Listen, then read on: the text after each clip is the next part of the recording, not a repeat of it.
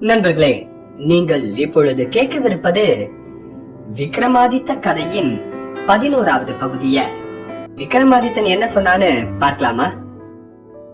இவ்விதம் கதையை கூறி முடித்த வேதாளம் மன்னனை பார்த்து, இந்த கதையில் எனக்கு ஒரு சந்தேகம், அதை தீர்த்து வைக்க வேண்டும். தந்த சிற்பியும் அவன் மனைவியும் இறந்த தோஷம் ராஜகுமாரன், மந்திரி குமாரன், பத்மாவதி இம்மூவரில் யாரை சாரும்? அறிவாளிகளுக்குள் சிறந்தவனான நீ எனக்கு இதை எடுத்து கூற வேண்டும்.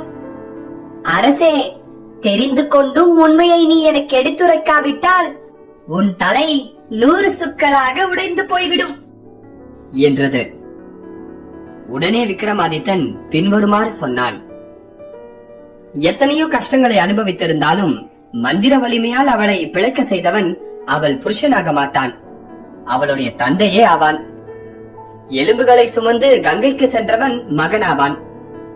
அவள் மீது கொண்டுள்ள ஆசையால் அவள் சாம்பலை விட்டு பிரியாமல் மயானத்திலே தங்கி தபசு செய்து அதனை தழுவி கிடந்தவனே அவள் புருஷனாவான்.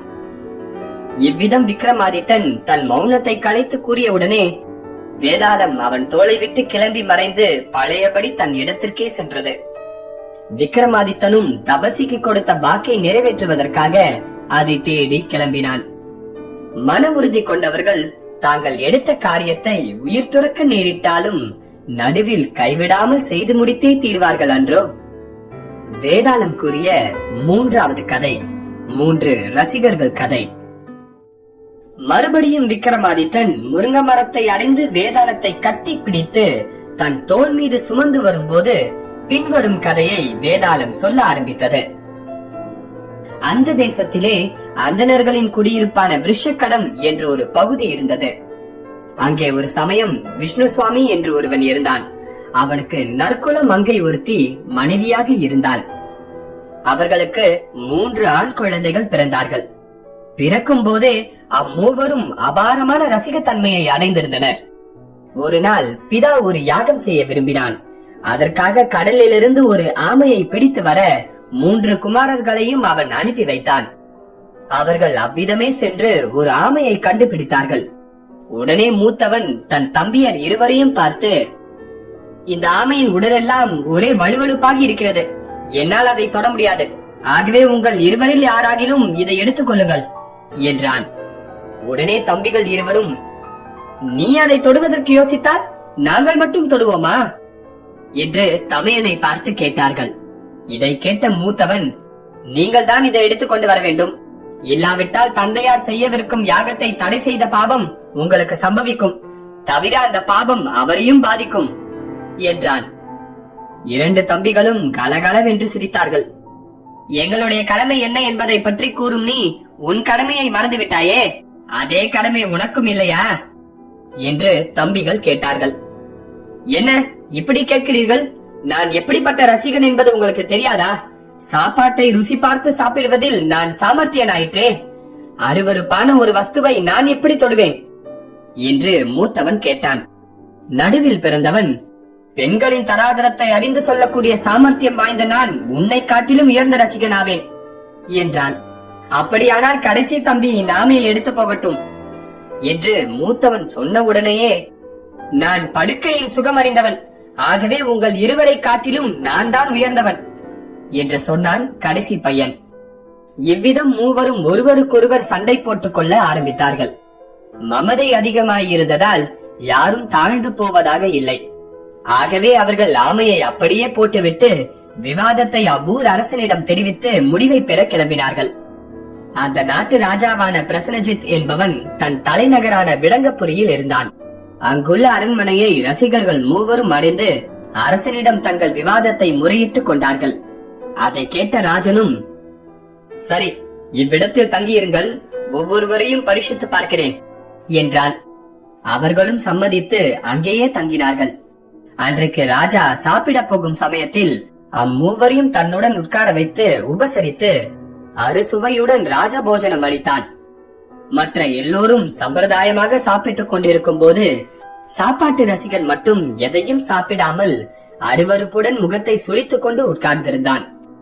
சமையல் நிரம்ப ருசியாக இருந்தும் அவன் ஏன் சாப்பிடவில்லை என்று அரசனே கேட்டபோது, இந்த சாதத்தில் பிணத்தின் வாடை வீசுகிறது. ஆகவே சாப்பாடு எவ்வளவுதான் ருசியாக இருந்தாலும் என்னால் அதை சாப்பிட முடியவில்லையே என்று பதில் அளித்தான் போஜன சுகம் அறிவதில் நிபுணனானவன். சாப்பிட்டுக் கொண்டிருந்த அத்தனை பேர் எதிரிலும் அவன் அப்படி சொன்னவுடன் அரசன் உத்தரவுப்படி அவர்கள் ஒவ்வொருவரும் சாதத்தை எடுத்து முகர்ந்து பார்த்தார்கள். பிறகு அவர்கள் அனைவருமே வெண்மையான அரிசி கொண்டு தயாரிக்கப்பட்ட இந்த உணவு நல்ல மனம் உள்ளதாகவே இருக்கிறது என்றனர். ஆனால் போஜன சுகம் அறிந்த அவனோ மூக்கை பிடித்துக் கொண்டு சாப்பிடவே மறுத்துவிட்டான். நீண்ட நேரம் யோசனை செய்துவிட்டு அரசன் விசாரித்த போது அன்றைக்கு சமைத்திருந்த அரிசி ஏதோ ஒரு கிராமத்தின் சுடுகாட்டு பக்கத்தில் இருந்த நிலத்தில் விளைந்தது என்ற உண்மை தெரிய வந்தது. இதை அறிந்த மன்னன் ஆச்சரியத்தால் திகைத்து விட்டான். உடனே மூத்தவனை பார்த்து, உண்மையிலேயே நீ போஜன சுகத்தை அறிந்த ரசிகன்தான். அதிலே உன்னை வெல்லக்கூடிய நிபுணர்கள் இந்த பூ உலகத்தில் இல்லை. ஆகவே வேறு ஆகாரம் உட்கொள்ள வேண்டும் என்று சொல்லி உபசரித்தான். சாப்பாடு முடிந்த பிறகு அரசன் அந்த ரசிகர்களை அவர்கள் விடுதிக்கு அனுப்பிவிட்டான்.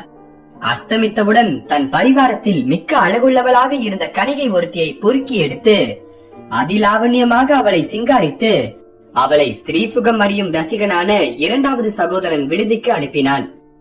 பூரண சந்திரன் போன்ற முகப்பொலிவுடன் அந்த பெண் அவன் அறையிலே நுழைந்த போது அவன் தன் முகத்தை பிடித்துக் கொண்டு இடது கையால் ஜாடை காட்டி அவளை வெளியே அழைத்து செல்லுமாறு உடன் வந்த ராஜசேவர்களுக்கு தெரிவித்தான். அவளை அழைத்து செல்லுங்கள், உடனே செல்லாவிட்டால் நான் இறந்து விடுவேன். அவளிடமிருந்து வெள்ளாட்டு மொச்சு நாற்றம் வீசுகிறது என்றான் ஸ்திரீ சுகம் அறிவதில் நிபுணன். அவர்கள் உடனே கணிகையை மன்னனிடம் அழைத்து சென்று நடந்ததை எடுத்து சொன்னார்கள். அரசன் தந்திரமான கேள்விகளால் அந்த கணிகையிடமிருந்து அவளுடைய ஆதி பிறப்பு விருந்தாந்தத்தை விசாரித்த போது அவள் குழந்தையாக இருந்தபோது தாயும் செவிலியும் இல்லாமல் வெள்ளாட்டு பாலால் வளர்ந்தவள் என்பது தெரிய வந்தது. மன்னனுக்கு மலைப்பு இன்னும் அதிகமாயிற்று. இவனையும் விட சமர்த்தனன் சப்தலோகத்திலும் உண்டா என்று மன்னன் ஆச்சரியத்துடன் ஸ்திரீ சுகம் அறிவதில் நிபுணனை புகழ்ந்தான். பிறகு நித்திரை சுகம் அறிவதில் வல்லவன் என்று கூறிய மூன்றாவது சகோதரனை கூப்பிட்டு அவனுடைய ரசிகத்தன்மையும் பரீட்சிக்க முற்பட்டான்.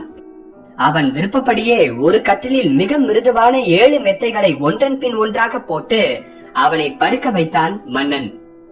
ஆயினும் பாதி ஜாமம் கழிவதற்குள்ளாகவே அந்த ரசிகன் எழுந்து வலி பொறுக்க முடியாமல் அலறினான்.